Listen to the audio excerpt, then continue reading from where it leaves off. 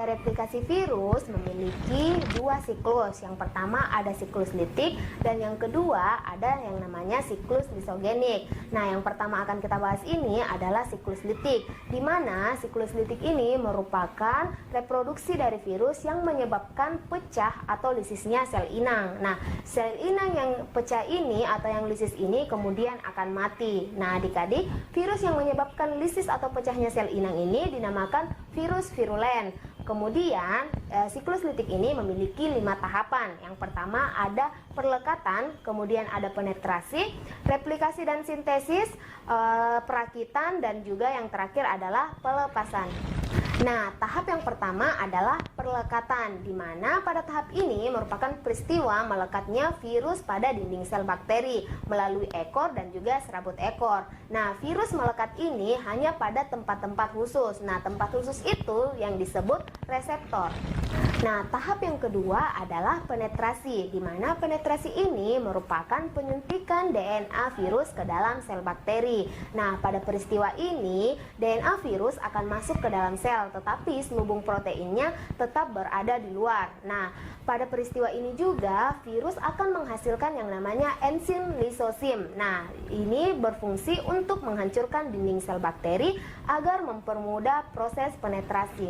Nah, tahap yang ketiga adalah replikasi dan sintesis. Nah, pada tahap ini, bagian virus yang masuk ke dalam sel adalah DNA pembawa informasi yang diperlukan bagi sintesis partikel-partikel virus yang baru. Nah, DNA virus ini kemudian akan mengambil alih ribosom sel bakteri untuk mensintesis protein virus yang berupa enzim. Nah, enzim ini yang akan menyebabkan replikasi DNA virus. Kemudian bersamaan dengan itu, maka DNA dari bakteri akan dirusak. Sintesis protein dan juga DNA-nya pun akan dihentikan. Kemudian terjadilah pembentukan protein kapsid, baik itu berupa kepala, ekor, dan juga serabut ekor. Nah, adik-adik, tahap yang keempat adalah perakitan. Jadi pada tahap ini, setelah semua bagian-bagian virus terbentuk dengan lengkap, maka DNA dan protein-protein selubung akan dirakit menjadi virus yang lengkap, atau biasa kita sebut sebagai virion. Jadi pada tahap ini yang pertama akan dibentuk adalah protein penyusun kapsid. Kemudian di dalamnya akan ditambahkan DNA, lalu selanjutnya akan ditambahkan komponen-komponen lainnya. Nah, adik-adik, tahap yang kelima atau tahap terakhir dari siklus litik adalah pelepasan. Nah, pada tahap ini dinding sel bakteri akan dilisiskan atau dipecahkan kembali oleh enzim lisosim dari virus itu sendiri. Nah, pada tahap ini dapat dihasilkan 200 virus baru untuk menginfeksi sel bakteri yang lain dan memulai siklus litiknya kembali.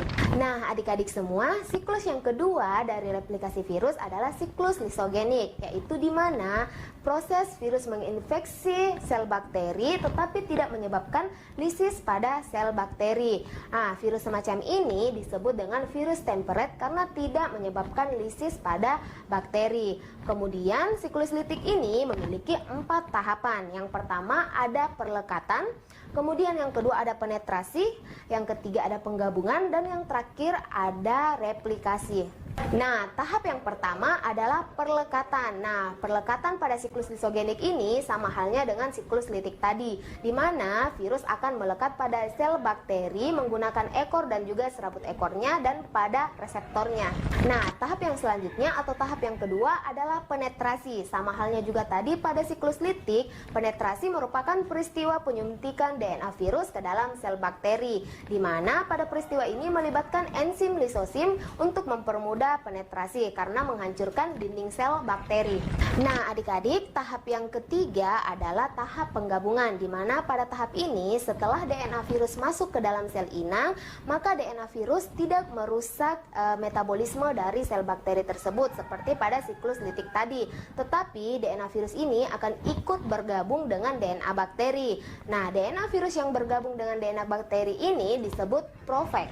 Nah, adik-adik semua, tahap yang terakhir dari siklus lisogenik adalah tahap replikasi, di mana pada tahap ini setelah DNA virus bergabung dengan DNA bakteri, maka DNA virus ini akan ikut bereplikasi bersama DNA bakteri.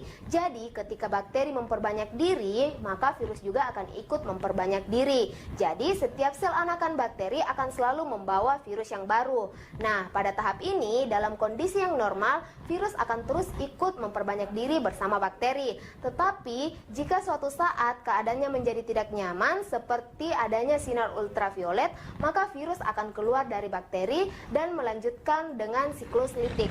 Nah, adik-adik, sekian video pembelajaran kita kali ini. Tonton terus video-video pembelajaran di Adnan Biologi dan jangan lupa klik like,